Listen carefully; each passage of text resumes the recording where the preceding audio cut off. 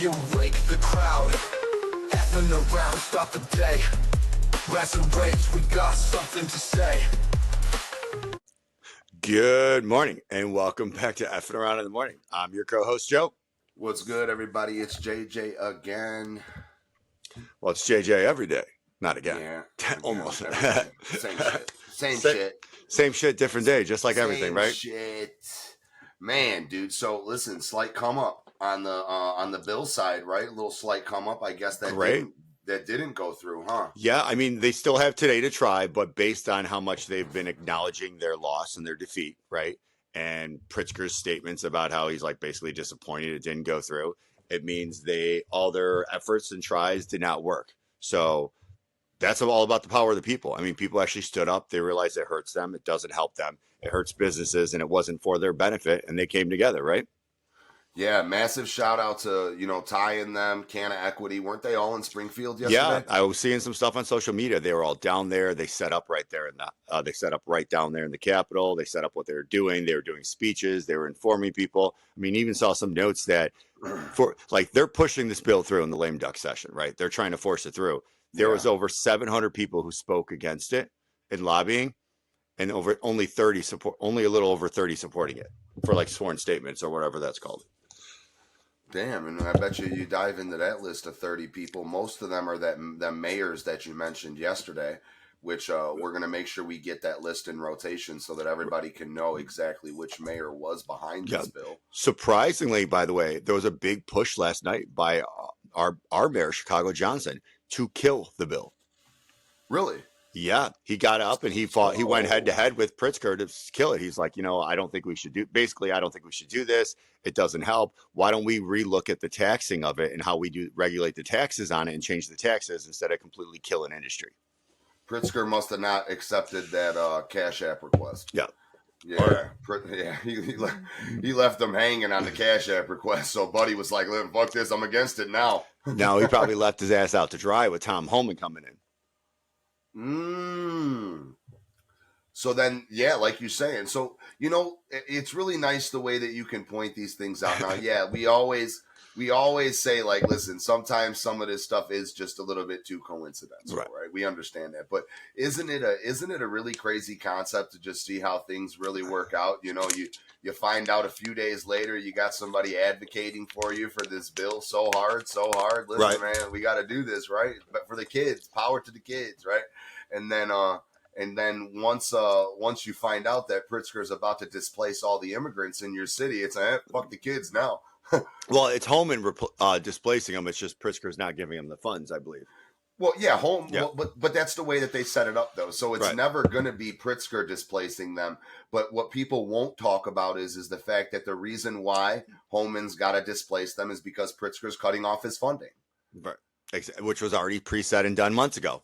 Yeah, which has basically been a plan. Which if you kind of do, you have to do it the way that you do it, though, Joe. You got to look at it the way that you do in order to understand. Like when we called out, in the beginning that they're just going to be kicked out during the cold. Yeah, right. I mean, and you got to kind of look at the little situations that you've seen arising as time went on to kind of piece that puzzle together to see that this has been a plan the whole time. 100%. Most of the shit is planned. I mean, look at the fact that they even tried doing this in lame duck. Don't forget, they had all year to do it. Like, look at the timing on it. Let's go on the timing. The bill was originally put in and created during harvest season when the farmers and the hemp people are busy, right? So they slid this in and pushed it through while the people who it affected were busy. Now, during the lame duck session, when like no one's supposed to be around, nothing's busy, and they're trying to slide it through. I mean, think about it. I mean, there's articles talking about the fact that Pritzker was down there trying to lobby support and actually going to the people, as we were talking about, to get it done. He was doing the press and doing all this for the last couple of weeks. But I mean, if you wanted it to go through with people's support, you'd have been working on this all year, right? Why wait till the end? Why wait till the end? Well, I mean, what do you think? Do you think it's because he wanted to see who really was on board with him, weeding out the people that can't take it? No, they wanted to make it just like they saw. We were talking about with the remember the bill for Congress when they were talking about the budget and the deficit and like stopping the lockout and the freeze out. Same fucking thing. If you push it through last minute and you wait till last minute, like they always do, you could slide some shit in there and hope it slides through. Especially when you're in the middle of harvest season and all these other factors that you were talking about that played into it. When you waited till everybody was busy, so then you went and you slid in all this extra goofy shit that people really didn't have no time to pay attention to. And then here we are, you tried to cover your ass at the last minute and, you know, things didn't go your way. But the one thing people are starting to realize is, well, it affects us, right? Look at the public outcry for, you know, the no subpoenas for their emails or phone records, the bumps in their raises. They eventually got that bill passed, but they had to remove all that shit from there to get it passed because the people screamed. So the same thing happened in Illinois. Yeah, so but that's good though. So now we're seeing that people are starting to pay attention though, maybe. Correct. But maybe we start to see that. Right. And that's what we want, people to start paying attention. Sadly, it's not happening everywhere though. This same, by the way, I actually just saw today on LinkedIn, you know, our buddy Lewis out in Connecticut who interacts with us. He sent it to me. It passed through in Connecticut, the same bill with the same type of stuff. So same type of fat fuck bill. Same type of fat fuck bill, doing the same thing to hemp. But it actually passed. It actually passed. But here's where it got interesting. Now the hemp people are suing the state for it and going after the state for it for violating their federal rights. Ooh. So now they're coming back after the fact, like, yo, like, fuck you. But because but it's because the people didn't know it was happening. They were able to slide it through and people didn't get active. So it's all got to be about the power of the people and the people actually coming together and unionizing and unifying as one voice and one thing to stop this fucking bullshit from happening from now on. I'm glad you mentioned that, Joe. You know, we've been talking a lot about this, right? Me and you, and you know, I've done some slight mentions to some of our other colleagues in the industries and stuff, and a lot of people love the concept, Joe. Yeah, a lot of people love the concept. Even my cousin, I know they tried to do this, right? Yes. I know that at some point in time they tried, and the thing is you never have somebody that can spearhead that, let's say, right? You don't have somebody that has the backbone and anything like that to deal with the issues that come with doing that, right? Because it's not an easy road, I bet. No, not at all. I mean, you're going to need someone to sit there at the table with these fucking execs who don't take shit from them, who's going to fight with these people who won't back down and will fucking beat them bloody for them. And that's the problem. Yeah, that's the problem. You're going to have to fight with these people. And not only that, then you actually have to get behind someone that is not afraid of them or is going to stand up to them. And the problem is most people back down or they bend over, you know, they accept a paycheck. Well, of course. And you know, that's where the problem lies, because everybody right now, right? Everybody needs everything that they got coming in, right? Nobody can afford to take them losses anymore. No. Right? Where you're getting threatened. Yeah. Where you're getting threatened, not threatened, right? But where you feel that you need to act a certain way, otherwise they're going to cut funding to you, or they might pass these bills and stuff like that, right? So you do tend to get people that are relevantly scared. Why are you doing air quotes? I mean, if someone ever hacked my devices, I mean, they might find a bunch of illegal recordings of politicians threatening me. I mean, what do I know though? Ooh, that's not an invitation. Nobody hacked them devices. But you know what I mean? We are not condoning illegal activity. No, I would never record. I would never record conversations every time somebody calls me or I'm put on a three-way call. Ever. Oh, never, ever. Never. We don't do that stuff. No, that's illegal. It's funny too. So now that you can do that on the iPhone, right? It tells them. So like you click the record button, it says you are being recorded. Exactly. So at least, but you know what they did though? They have eliminated you being charged with anything, because there is a notice saying that you're being recorded.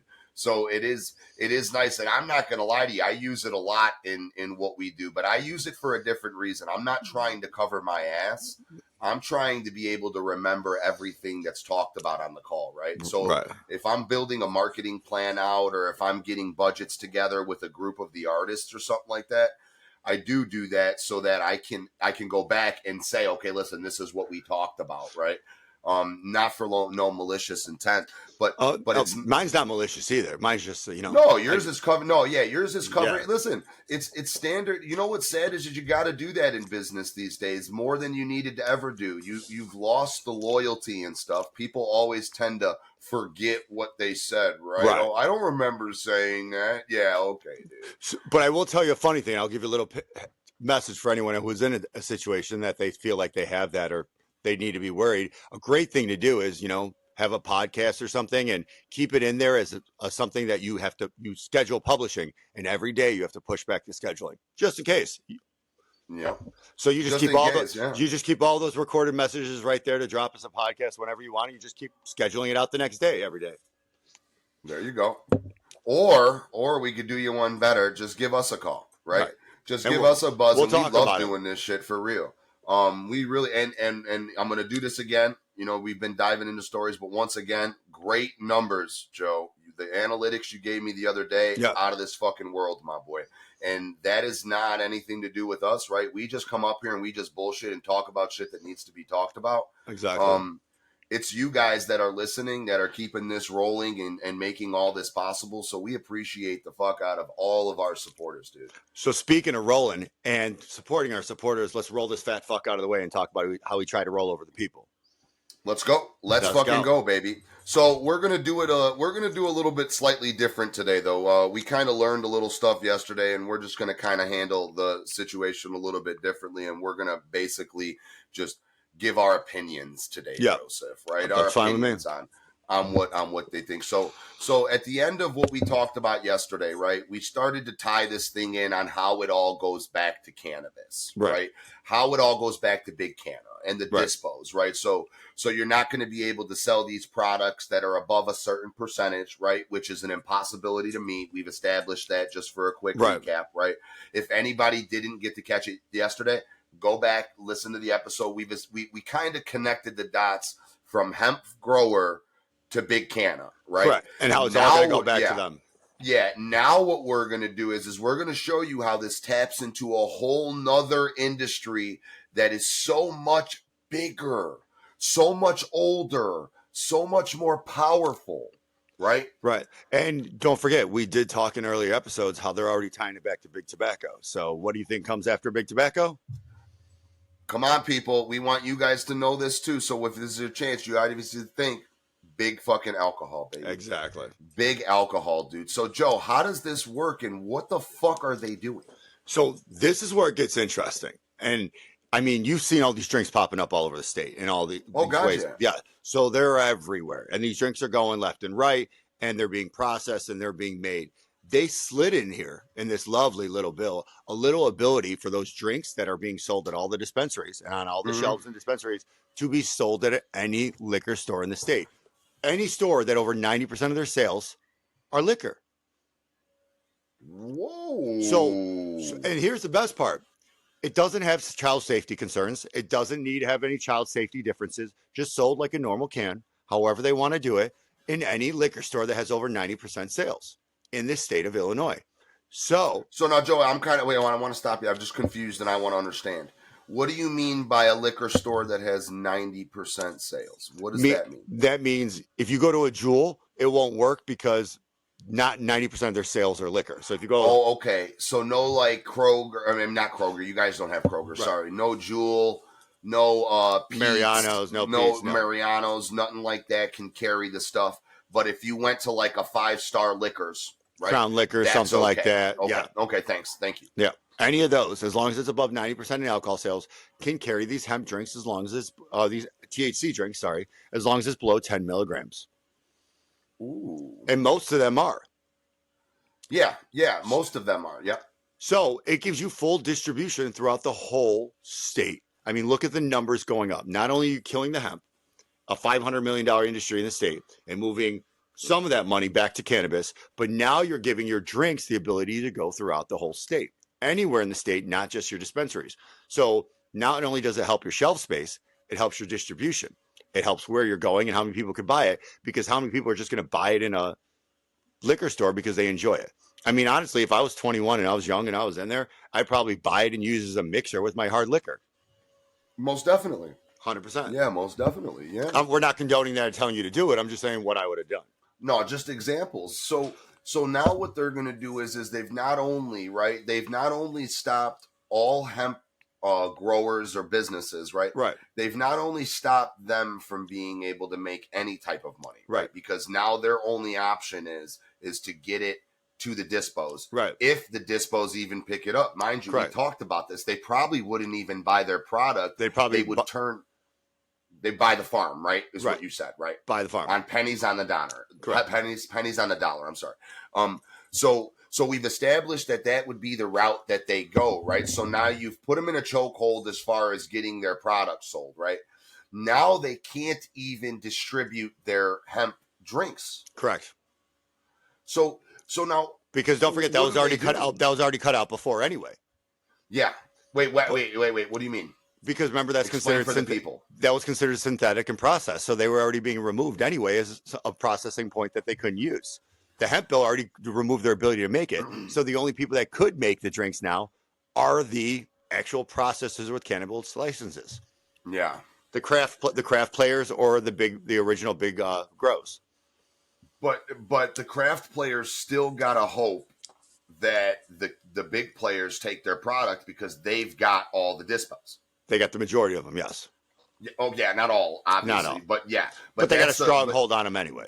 Yeah, but that's a major thing that you've definitely touched on a lot. 100%. Too. They've got the license game in the chokehold too, so correct.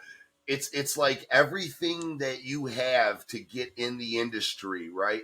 In Illinois, is getting put in this crazy chokehold. No matter what you do, where nobody small can ever matter. Correct. And now that you grasp that, you ready to get to the fine-tuned pieces on that little Gotcha.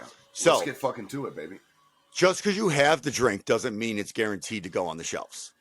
That's where it got clever. And that's where I started digging in. And that's why I wanted us to do our own episode on the alcohol. You not only have to have the processing license with the cannabis to do it and have the ability to do the license, you have to have a liquor distribution, liquor retail, and liquor processing license, which means you can't just be a cannabis company making the product. Man, so like Breakthrough has to be involved in that, right, or something like that. So there's 3 cannabis versions right now that I am aware of. Plift, which is owned by Anheuser-Busch, Mars Brewing, which is over actually by Bridgeport that does their own version, and Mars Brewing is a brewery, so they already have it in-house and they have their own distribution and stuff set up, but they did a partnership to do it. And Rizzo by New Era, because that's partnered with Two Brothers Brewing, which is distributed by which is distributed by Miller Coors. So, well, that's what it could have changed. So now you have what you named right there is 2 of the largest alcohol companies in the country. Right. Largest and oldest. Right.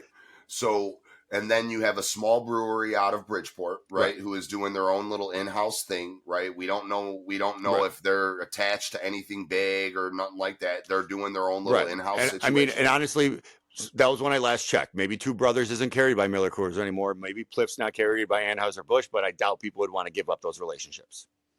No, of course not. Especially when you're talking about the ones that are attached to New Era or Cannabis, because we know how they're coming.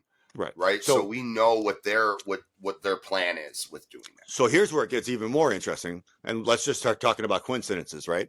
Those 3 are the ones that are automatically guaranteed to be on the shelves, right? Because they have the cannabis, they have the ability to do the hemp, they have the ability to do THC, they have the liquor distribution, they have the liquor retail and liquor processing already set up and done as part of their buildup. It's like they knew it was coming in advance, right? But none of those 3 are even top 10 in the drink industry in Illinois.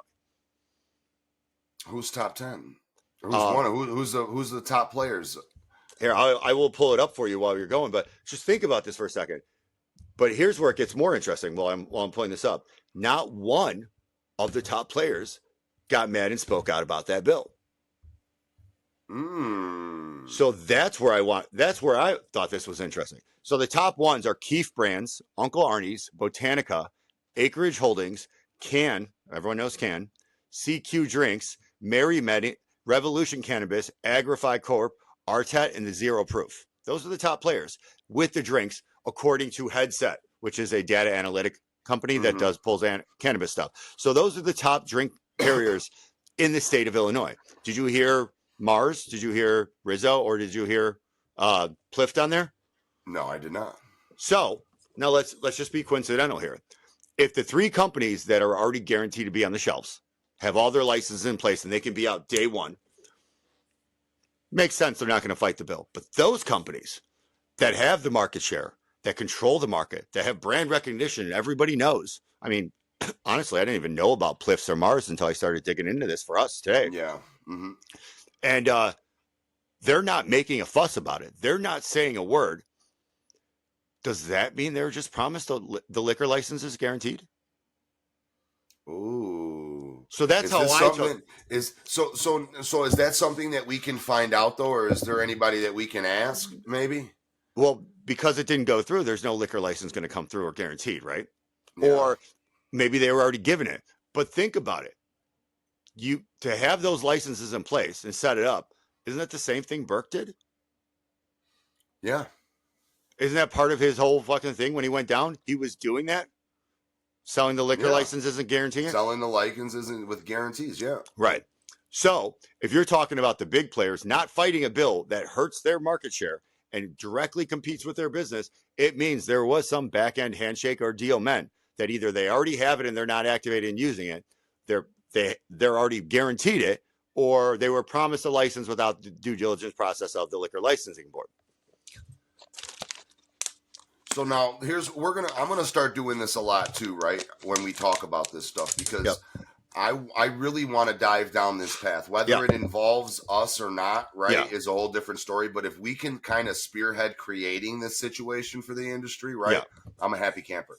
Now, what does unionization do to stop these things, if anything, Joe? If anything, it might not do nothing. I'm asking your on this one. This is all politics in the back end, because the unionization would be what the people did already. They got together, they created a voice, and they stopped this bill from going through, right? Okay. But a unionization of the people together, actually getting lobbying efforts, putting their money together, they probably would have never got this bill to this point if they had all the people in. They probably could have paid for some lobbyists, got some money, and readjusted this bill and been on it back in like the spring and the summer. So it never made it to this lame duck session where people were trying to run it through last night. So that's what one of the benefits of unionization would do for situations like we're talking about the past couple of days, right? Right. Was it gives us some backbone, basically, right? It gives us some backbone to fight these things instead of doing it the guerrilla warfare way, like we're doing it, screaming about it, shouting. It gives us a little bit more backbone. Right. And I mean, the people are great. The people did it and they were able to do it, but you're not going to catch everything and you're not going to do it, because if you're running around on the 25th hour to stop something, and you're all running around separately to do it, and there's multiple groups working, multiple stuff, there should be some type of unification between them where they have like one group of people setting up and going for it. Yeah, multiple groups is great and it helped for last minute. But if you're pulling your resources 9 months ago, you know what I mean? Well, see, if you have one main group, right? So like you're saying, multiple groups of people against this stuff is good, right? Right. But if you have one main group, which would be the unionization of it, kind of calling the shots, right? And calling the plays and shit. It's more organized. You get what I'm saying? It makes more sense. So and multiple groups is great. You can have people affecting the bill right out the gate, not fighting to push it down. Plus, if you think about it, let's just talk about it. Let's go political with it. You're talking about massive cannabis players throwing hundreds of thousands of millions of dollars left and right to get shit done, right?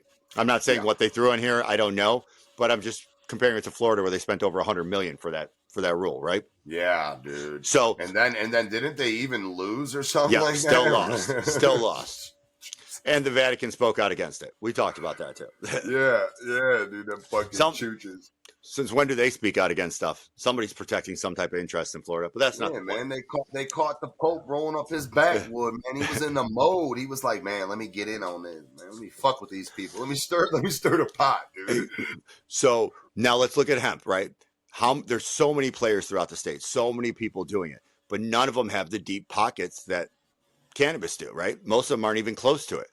But when you pull them all together, you're still talking about a $500 million industry, right? Yeah. Pulling that together, yeah, that can compete. Man, see, we gotta, Joe. I really wanna. I know a lot of your PR team and everybody. I know they listen to this shit a lot, so I'm just gonna say it. We gotta start doing this, guys. We gotta start doing this, and we got it. Me and Joe. I'm gonna speak for him. Me and Joe will gladly organize this. We don't necessarily need to be the top of the fucking food chain, right? But we will gladly help organize this situation and get this situation situated.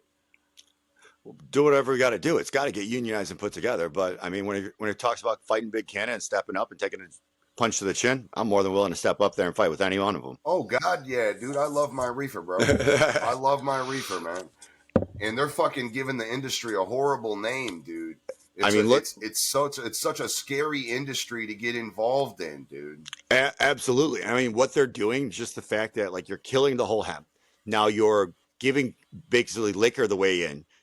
Kentucky's giving tobacco the way in. They're restructuring how it's going. It means the liquor and the tobacco industry are seeing the damage that the cannabis industry is doing, and they're finding a way back in the door. And instead of making them an enemy, they're trying to find a way to make them a friend, because cannabis doesn't want to fight. No, of course they don't, because they've got too many little fights, right? Let's talk about Juan Finch a little. You know, all the other people, because listen, trust and believe, Juan is not the only person that stuff like this gets done to, dude, right? We got to send condolences out to him. His grandfather just passed yesterday. Jesus. Yep. Come on, man. Yeah. It's been a bad month for Juan. Hey, man. Bad the last 30 days. Juan, our condolences are definitely sent out to you, my boy. That's absolutely insane. Rest in peace to Grandpa. Man. Yeah, right? Man, dude. That's horrible, right? I don't even know what to say, bro. That's just like... horrible. Absolutely horrible. Man, dude. And not, and definitely, listen, definitely make sure you send our love. And when you see him, give him a big hug, dude. Where is he? Is he still down south, right? He's with his family. Yeah, he's with his family down south, right? Yeah. Man, dude, that's fucking crazy. Right? Like, how horrible is that? That timing right around the holidays, you lose your father, then you lose your grandfather. Man, and then on top of it, he's got all this going on, right? Because, you know, he's getting strung along with all this shit, and fucking, you know, it's absolutely fucking crazy, man. I actually want to try to get in touch with that guy that suppressed his interview, dude. Don't let me forget about that. I remember you mentioning that. Oh, he was actually down there in Springfield lobbying for support, by the way, standing with them, trying to fight for it and doing the updates online for it, because he's all for the hemp industry. Yeah, he's the one that suppressed his interview. Ooh. Yeah, interesting, right? We gotta ask him that. What was his name again, Joe? Cole something. Something. He does the Cole memo or Cole memorandum. The podcast. Yeah. If anybody knows that, make sure you send a clip of this to him and let him know we're looking for him. We got questions, bro. JJ wants answers. And once again, welcome the answers. If you've got a legitimate reason for why you didn't air the interview, then please, we would just like to be provided with that shit. And then we're good, right? Yeah. We're good from that. Yeah. I mean, I was trying to plan to get him on this week, but, you know, with what happened, can't really do that right now. Understandable. Yeah. Understandable. So, but when you have things like that happen to multiples of people, right? What you see is Illinois is really, like you say this a lot. Illinois is supposed to be the gold standard for this stuff, right? Yep. It is supposed to be where people look for guidance. Correct. Right? And it's realistically like one of the worst industries in the state for that. I mean, one of the worst ways that the industry is handled in the state, between the lotteries, the discrimination, the way that all the politicians have their hands in each other's pockets with these major companies and shit, dude. It's structured all fucked up. And it's about to get even worse, because I believe Wisconsin just came up and said they're going to try and push it through now. So now try to push the hemp bill through? No, cannabis.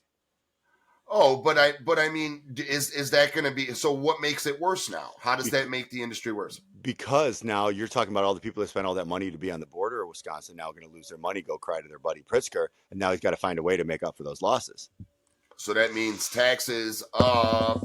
Yeah, or you're gonna watch more licenses switch around, or some regulations switch to make up for the losses that they were counting on the border up north. I mean, it's not going to kick in right away, but I mean, if you don't have to drive down from Wisconsin to pay for our exorbitant taxes, because we both know Wisconsin's taxes aren't going to be as high as Illinois. No, they're not. They're absolutely not. So like the people up there, they just they have no choice, right? But if you can Mm-hmm. go over the border, I mean, think about it. People in Chicago drive to New Buffalo. Do you think people are going to drive to Wisconsin either? You're starting to surround our state with better opportunities. Ooh, hey, favorite fat fuck. Bad business model, Chooch. You're digging yourself a hole, my boy. Just do the right things. I mean, and honestly, just to throw out concepts, if they actually did that farm bill and it did pass, which thankfully it didn't because the people spoke up, I would have been surprised if Indiana hit our border and laid on that border with making it for the hemp and the THCA stuff. So then what does a guy like him got to do now? Let's just say, speaking hypothetical, let's just say the whole state gets surrounded with better options, right? What does that do for us or you guys in Illinois then? Well, you're going to watch the industry tank. They're already watching people leave the state, but you're going to realize it's going to start being a price issue, which then is going to start being a license issue and then a tax issue and a regulation issue. So they're going to realize they overpriced and over budgeted how they're going to do it. They ruined their own competition in the market. They created an unfair advantage for themselves, and now they have to readjust the whole thing. So it'll be kind of like what Michigan did for a while, where the license fees were so high, and then they came back and started lowering the license fees. They might have to start doing that in Illinois and stop nickeling diming the big canna. I hate to say it, but they'd have to stop nickeling diming big canna and the craft companies to give them a more competitive advantage to the surrounding states. But how often does Illinois actually do that? That's Never. a different question. Yeah. Yeah, fucking never. Man, dude. Well, I mean, it definitely. So this bill isn't done though. No. Just so everybody knows, right?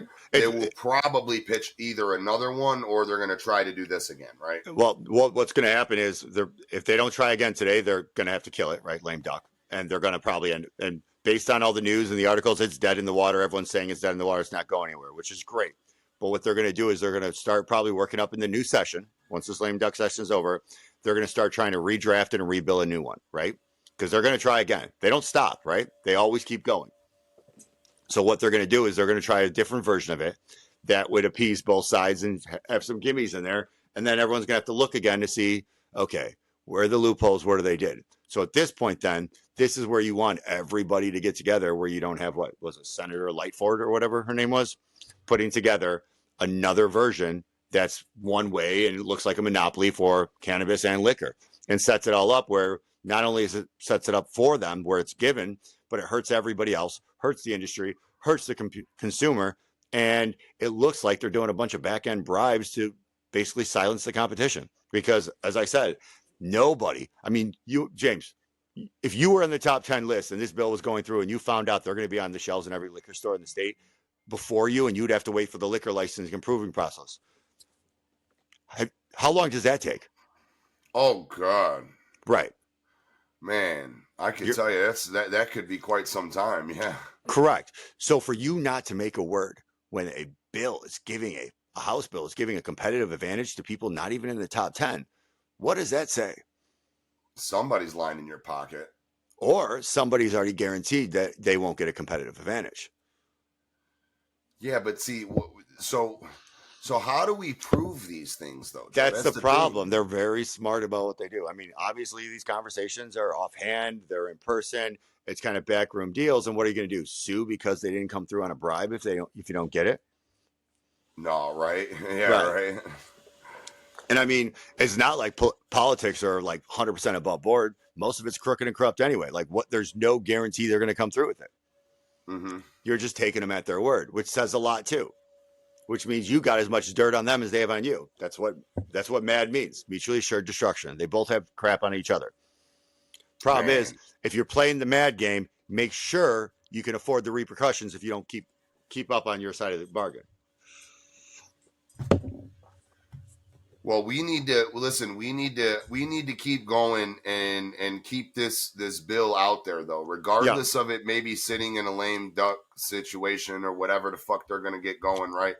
We need to make sure that we keep the people updated on what they might try to do besides this, right? And 100% we have to, because as I said, Connecticut's approved their version. Other states are already looking at their version. Georgia did their version. So now states, before they even go legal, are already removing it. The Congress itself is trying to figure out a way to readjust it. Not to this extreme, but they're still looking. So the problem is they've already realized it's detrimental to the cannabis industry, right? that the hemp industry has found a way to be ingenious enough to find a way to make it work and give the same benefits and helping without these giant expensive licenses and all these taxes that are that help the consumers, and the consumers actually in some cases like better. So the problem is they're going to keep going. You're right. It's not going to stop, and it's going to be on a state by state fucking basis. They're going to keep going at it. And not only that, we're going to see them start doing the same thing with the vapes that we saw in Kentucky, where only FDA approved vape devices are going to start being allowed. Which then chokehold. Exactly. Now you have big canna, big canna, big tobacco, and big alcohol working together. And if they reschedule it, right? Guarantee you, then you know who the next big player coming in is? Who's that? Big Pharma. No. Because think about it. If they reschedule it and they do talk about it for medicinal or something like that, guarantee you, Big Pharma is the next one in, without a doubt. Well, I remember they were already talking about last year in Georgia, trying to bring it to where you can get it in pharmacies. I remember that was the talk. So obviously there's been some type of discussion towards that, right? Correct. What does that do now? Now you're dealing with the biggest of all industries, right? Oh, yeah. Well, it's going to be ridiculous at that point. At that point, it's going to change the process. That's where you're at that point when it happens. That's where all these craft players are done. Because when you bring it up to that level, look at the standards of health, like FDA and all that stuff for facilities, for processing, for growing. Most places won't even be able to stick up to those standards anymore. So they're not even going to be able to put their product out. It's going to shut it down. Unless they let them grandfathered in, but how long does grandfathered in last usually? Eventually they're going to this day and age, right? Yeah, this day and age, grandfathered in don't mean shit no more. So these massive facilities or these compared to these little ones, unless it's kind of set up with these like clean rooms and how things are going to properly do it right with the bomb-proof rooms and explosion stuff and everything properly done, everything's going to be nickeled and dimed out of them. So it's all setting up for a massive consolidation of the players with the bigger players. Which is basically what they've done with every new product in new industry since the dawn of time. Correct. We even talked about how they did this with cereal. Remember we were talking about Post and General Mills the other day because they got that fucking documentary. They figured out a way to Did we do that on a phone or on the show? I think it was on a call. We did that on a phone. We did that on a phone. Me and you talked about it. Because you were talking about the documentary and I was talking about the Jerry Seinfeld comedy version. And they really, I mean, it's like everything that we come up with, right? The big players always got to figure out a way to put everything into a fucking chokehold, which is hence why now it's all starting to catch up to us, though. You get what I'm saying? Like you're starting to see the ramifications at this day and age of what monopolizing has done to the country. And we're starting to see that social media has a benefit. People actually have a voice. And it's not like back before in the past where it took a while to get information out. You're dealing on newspapers. The internet has changed the whole game. The internet. Oh, yeah, because you got guys like us. I mean, guys like us are everywhere. Right. And there's some that are listened to a lot more than us, right? Who are literally kind of talking about relevantly the same type of issues. It might not be the exact same ones, right? It might not be the exact same topics, but this type of stuff is talked about all over the world now. And like you're saying, we're able to get on here on Riverside and we're able to record this and people can see what's going on in America and the UK, which obviously we've seen has started to happen, right? So I believe you mentioned Spain and UK being one of them, Germany, right? Yeah, so, all tuning in. Yeah, so you have with their own right, Joe, thanks to you, I've kind of been paying attention, and even other countries are starting to see that they're having problems in the cannabis industry now too. It's like, to my understanding, that the Netherlands has changed its format, right? And they started to do things like the States does, and it's changing the cannabis industry over there, who was really the golden standard for it. That's what this conversation was about. The person was sitting there saying, like, why the fuck didn't everybody just follow Amsterdam? Yep. It worked. It worked great. And then now what you seen was we did our own thing in Amsterdam, seeing how much money they were making in the States, and was like, hey, let's start changing it to that way. So now people are even saying that the Amsterdam cannabis industry and the Netherlands area is even getting just like us, and it's Yep. getting bad. Because what they're starting to do is create a set standard. Because eventually what they want to do is look at what they're going with, the global players, people buying properties, massive outdoor farms in the middle of nowhere, massive distribution networks, things set up where you could do a global thing. I mean, you're racing to see who's going to be the first Coke. Oh, a Coke of cannabis, right? That's Right. exactly what it is, right? So you're racing to see who could become the first Coca-Cola of cannabis, right? Yep. Then what you'll see is you'll see a Pepsi fall in there, Yep. right? Then you'll see a fucking so on and so forth, right? Right. And that's just the way that it'll go. And then does anybody really drink? What's that one drink that you can get at Aldi? I believe it's called Fuego or something like that. The Juggalos do. I was just gonna say the Insane Clown Posse. Shout out to the fucking Insane Clown Posse. They drink it a lot, right? But it's not a very well known drink. So you will have your Fuegos, right, or whatever the fuck that's called. But those won't be the major players, nor will they really matter, right? You'll have the Cokes, Pepsis, and so on and so forth that are calling all the shots of cannabis, and this is going to be a global situation. Right. And the idea is there's multiple parts playing in here. First, you're getting the people racing and get the distribution networks, like who gets the locations, who has the license, who has the stuff. Then you have the people racing to create the brands, meaning they know they don't have the distribution, but they want to be part of the distribution network so they can still get royalties and be part of it. I mean, at that point, that's where you start looking at the celebrities jumping in. You have the Cheech and Chongs, you have the Tysons, you have the Blues Brothers, you have those things being set up because they're trying to make their own version of it. That's why you have like the Snoop Dogg, all these people. They don't have the distribution network, but with their name, brand, and recognition, if they get products that are good enough that consumers buy, and it's not just a gimmick like chewing off a little gummy ear that people actually enjoy doing and buying all the time, then they can be part of the distribution network. Because if you're going over to a foreign country and you're going in there, like as I always said, when it comes to distribution, if you have one brand and you go into a store and they don't like it, they'll kick you out. You come in with like 20 brands, and they're less likely to kick you out if they don't like one. They're going to take it at a discount because they want the ones that are good. And that's how people push their product in the stores and places. So that's what you're seeing. I mean, look at the Crescos, the Vranos. Look how many different brands and stuff they're doing and creating. But you're going to start seeing a consolidation of brands brought under umbrellas. Man, and that's something that you're literally starting to see like happen in the works now, because not only Amsterdam, I know Germany's having some problems in the cannabis industry. I know that there's some South American countries, which I believe you've connected with a couple people in those countries on LinkedIn that I've seen are having problems, right? You're starting to see this happen more and more and more and more, and people need to start paying attention because they will chokehold this entire industry globally, right? 100%. And then once it gets global in a global chokehold, there's not much we can do. Nothing. Right? Then you're just dealing with the repercussions and the ramifications of it. And then your dollar burger on the dollar value menu is now $3.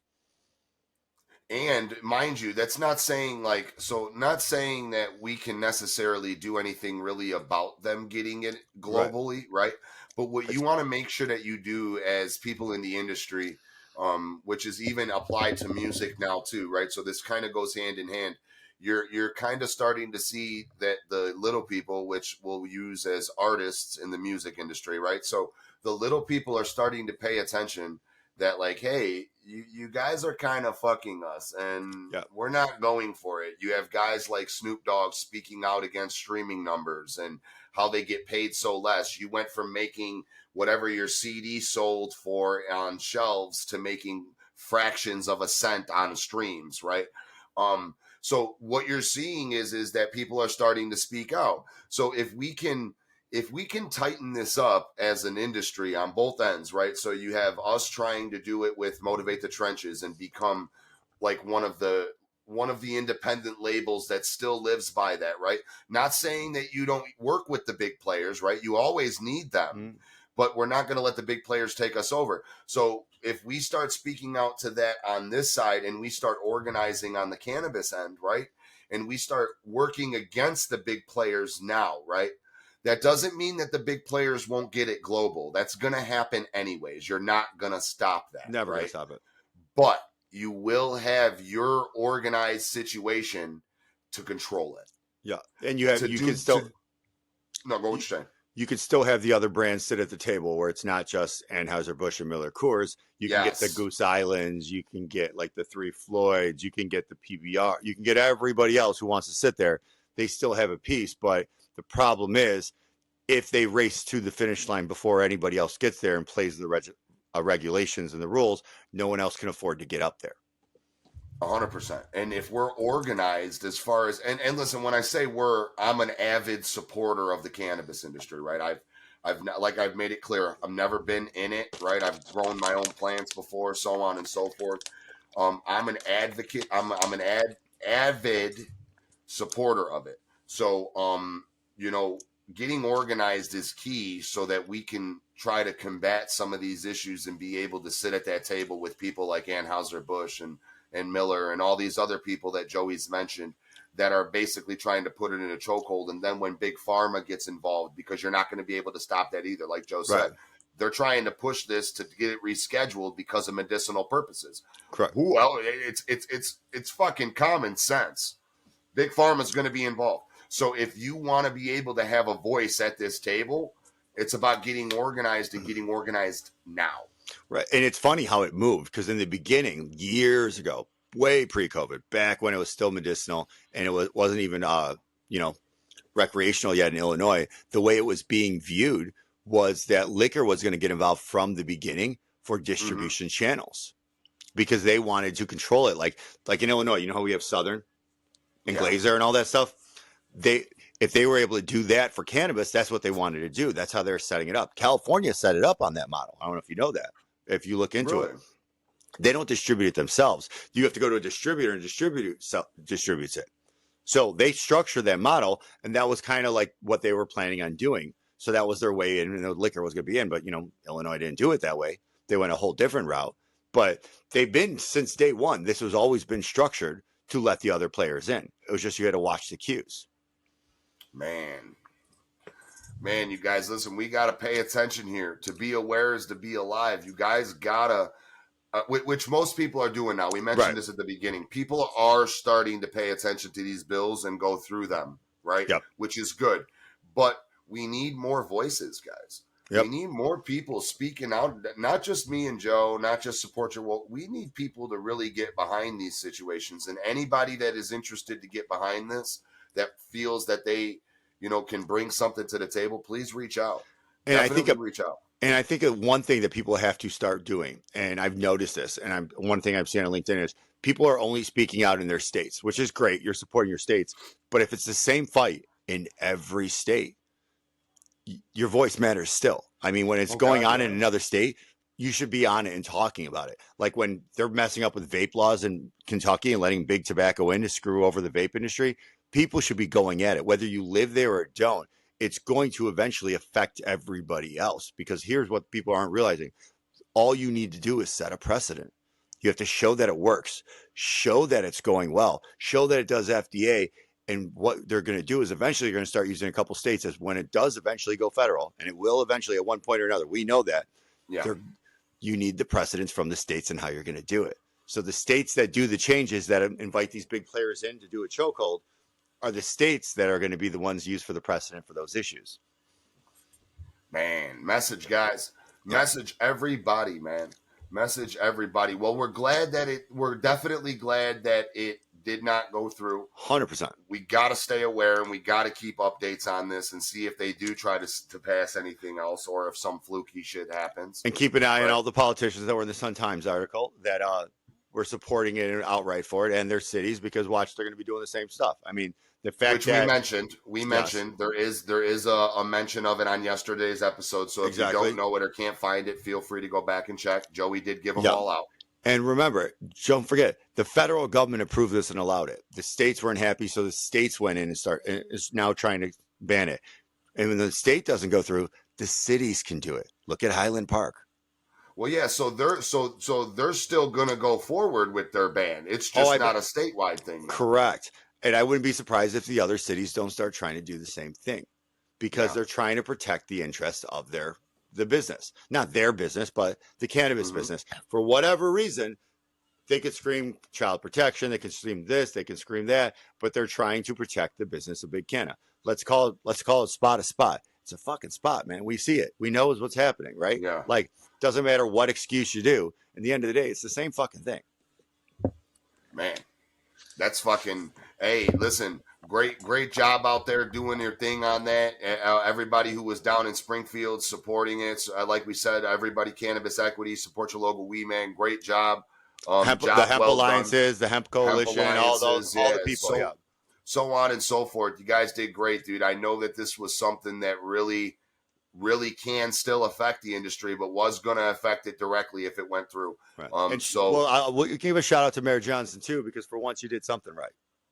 Yeah. Hey, listen, that's fair. That's fair, dude. Listen, I'll take that. I'll take that, dude. I don't agree with anything else you do, really, but it's good that we do that, though. At least you did this right. It's really good that you did that, dude. Right. I'm fucking proud of you, because normally you're kind of one-sided with shit like that. Usually I got to be the one to give the props, but it's really good that you did that, because, it shows that this isn't about attack here, people, right? This isn't, I know we like to get fun and shit, and I like to call dude a fat fuck, but listen, let's just get serious for a minute. Governor Pritzker, this is nothing against you, personally. It's just what you're doing to the state that I grew up in, Joey lives in still, right? That I grew up in, my family grew up in. What you're doing to the state is just not cool. Just be cool, man. Right. Listen, just be smooth. Nobody cares that you make money. Nobody cares that you get that Skrilladilla coming, man. Just be cool and be smooth and stop taking advantage of people, man. Right. Be the Pritzker that we know when you did the shot of Malort, talking about every Chicagoan knows you got to do a shot of Malort. That's the governor we want. Come on, my boy. Listen, and I'm being serious about this. I know that I like to be real fucking bogus on here, and I tend to get that way. But everybody's got to understand this is a fucking radio show, podcast. This is what we do on here, and we got to bring you people in. But we really do care. It's not about hurting you, dude. And I mean that, and I wanted to make that clear, because I do attack Buddy a lot, right? Right. I definitely do. But, it's not personal. It's all fun and games. If you didn't give us a reason to attack, we wouldn't attack. And I wouldn't, dude. And people that do the right things, man, we give them major props on this show, dude. Right. Major props, which here, I want to dive into something really quick, and I want to give somebody some major props. Perfect, man. Go for it. Justin Trudeau, man. Oh. My boy. Thank you, man. You the fucking go. Hey, dude, you went up a bunch of pegs of respect with me, dude. Listen, that's what I call taking it to the chin and getting the fuck out of the way. When listen, I understand the assignment, man. Listen, they don't want no more. I fucked up. Let me get up out of here, man. Listen, hey, I give credit when credit's due. And my boy, you did the right thing, man. He took accountability. He realized he fucked up. He realized there was no getting out of his situation. You can only double down and get worse for so long, and he was tired of getting pegged in the ass. Listen, this job is about the people, right? His job, Donald Trump's job, Joe Biden, so on and so forth, right? Their job is about the people.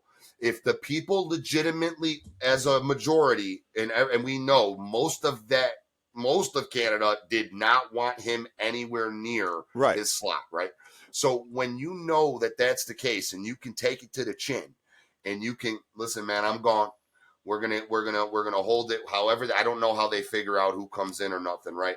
And Tressa was Tink's a supporter of dude, right? Right. So what I told her, right? She was like, oh, me and my husband, we love them, right? I get that, right? But what you have to understand is when you get to the point where anything is better than you, right? I don't even care if another liberal gets in office or Democrat, right? Anything's got to be better than that man for the people, not him as a person, right? But tip my hat to you, my boy. You understood the assignment. You knew your place. You knew it was over with. You called it quits. You didn't try to steal nothing. You weren't a tyrant about it. You didn't fucking bash nobody, right? You didn't blame anybody for you not being in there, right? Listen, we're good. I'm a happy camper. Yeah, I couldn't have said it better myself. I mean, if you're going to mess up and you're going to fuck up that bad, take a seat. Take your chin. There you go. Take your accountability. Admit you fucked up. Walk the fuck away. You got what you got out of it. You're done. Don't hurt the people around you. And on a great notice, this today was all about getting back to the power of the people did well, people taking accountability, and people Yes, still sir. not taking accountability. So if you want to hear more about it, tune in next time, because this was Effing Around in the Morning, and I'm your co-host, Joe. JJ, everybody, and have a great rest of the day. Thank you for effing around with us in the morning. See you tomorrow morning. All right, see you tomorrow morning. Effing around, start the day. Rest and rage, we got something to say. Feel the beat and energy rise. It's morning mayhem, no surprise. We're effing around, sun's up, it's true. Morning vibes just for you.